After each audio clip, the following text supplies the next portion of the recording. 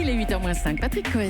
Noël s'en mêle, Mathieu. Hier soir, vous avez donc eu du mal à trouver le sommeil suite au débat palpitant entre les candidats au poste de premier secrétaire du Parti Socialiste. Il fallait que l'excitation retombe. Eh oui Patrick, c'est l'adrénaline, vous savez, il faut un moment pour que le corps l'évacue.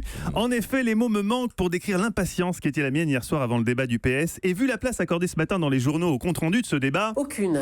et vu les idées fortes qui y ont émergé, Aucune. on comprend qu'il y aura clairement un avant et un après.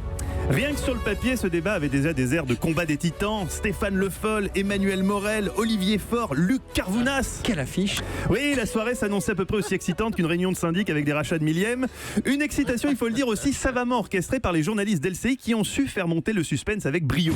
N'hésitant pas à se mettre en édition spéciale 1 heure avant le débat, estimant qu'il était important de nous faire découvrir le dispositif révolutionnaire mis en place pour l'occasion. Avec cette innovation LCI, Patrick, la possibilité pour les téléspectateurs de poser des questions aux candidats via les réseaux sociaux. Ça paraît incroyable. Mais oui, pourtant ils l'ont fait, Patrick, et mieux que le faire, ils nous l'ont expliqué, au cas où on ne comprenne pas le principe. Les téléspectateurs, le public va pouvoir interagir finalement avec les candidats et vous allez faire le relais. Oui, il y a un hashtag à retenir, c'est PS le débat. Je regarde ce qui s'affiche, je sélectionne et après je peux poser directement la question au candidat. Waouh! Mais où s'arrêtera donc la French Tech, Patrick? Mais attention, pas le temps de souffler, car déjà... En ce moment même, Luc Carvounas est en train de visiter les lieux. On va essayer d'aller le voir et lui demander ses premières impressions.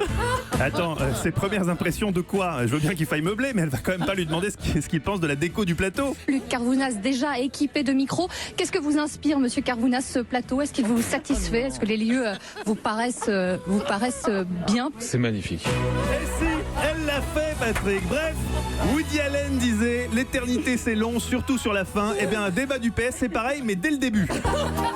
Entre celui qui tente de faire jeune en paraphrasant un tube d'Orelsan Parce que moi, je vais être simple, basique. et celui qui dit qu'il faut arrêter de ressasser l'héritage du PS pour se tourner radicalement vers l'avenir avant de déclarer 2 minutes plus tard, Et vous savez ce que disait Gaston Defferre à François Mitterrand? Il lui disait à la veille de la journée de la femme, la parité était en tout cas parfaitement respectée sur le plateau. 6 hommes et Arlette Chabot. Voilà. À noter qu'à défaut d'être un grand jour pour la pensée politique, la journée d'hier a été un grand jour pour l'humour. Et Stéphane Le Foll, Crazy Stéphane, comme on l'appelle au Jamel Comedy Club, ayant déclaré sans trembler, je cite, « Pour briguer la tête du PS, ma notoriété est un atout ».